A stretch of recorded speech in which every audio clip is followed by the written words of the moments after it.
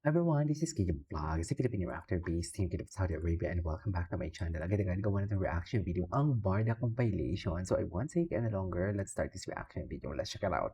What Barda has to offer, kung anong chismis dito. Eh ano to? Wait, GMA Gala 2024. Ay, ito yung nahulog si Harding Budol na siya to the rescue? Am I right?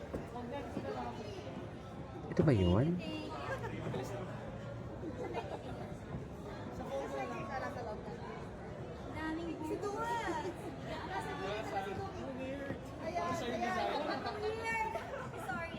Designer to.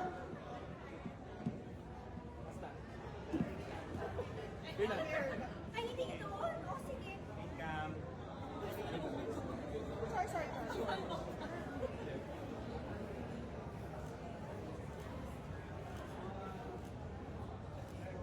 Do you want to put down your cloth? Love it. No, I'm good. Love it. Yes. Ganda. Side by side. There. Perfect. Nice.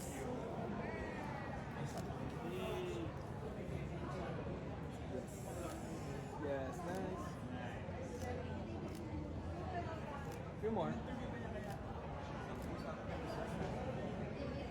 Yes. Okay. Like Korea. Ay, si David. Yeah, I like Korea. Ano daw? Gaano kayo katagal doon ni Barbie?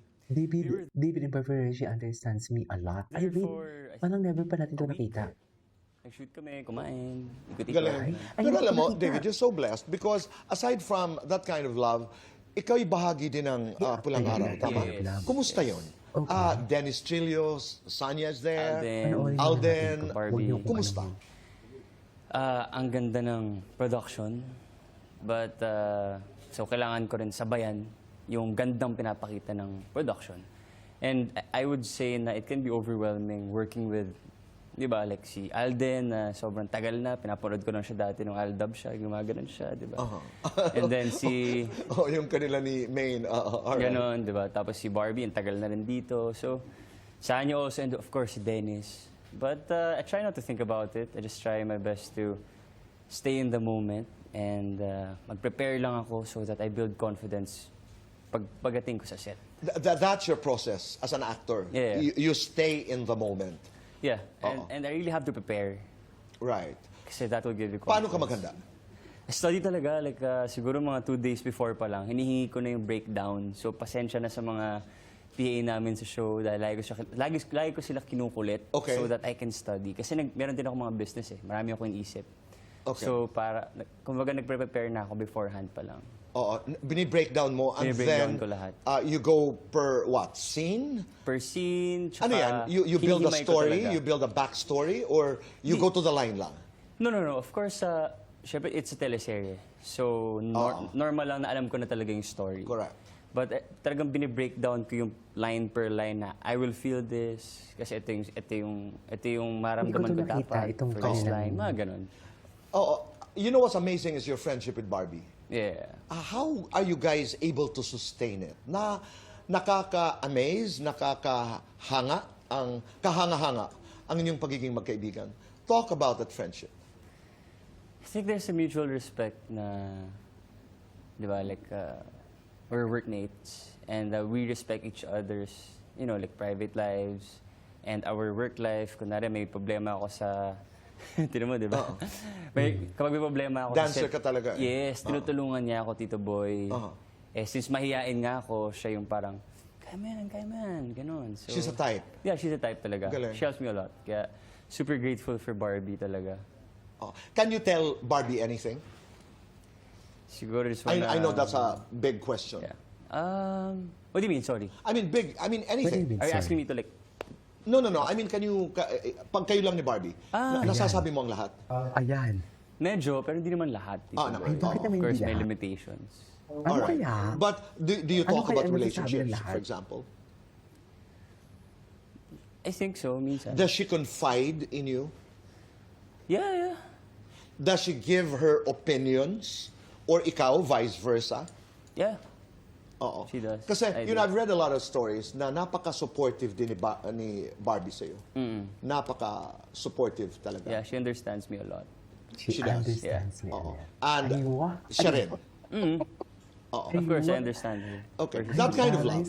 Sa Nagkaintindihan kayo. So, anong dalahin? Mutual? Aminado pala si David na mutual understanding sila. Di ba? O, iniintindi ni Barbie si David, iniintindi ni Barbie si David. Mutual understanding.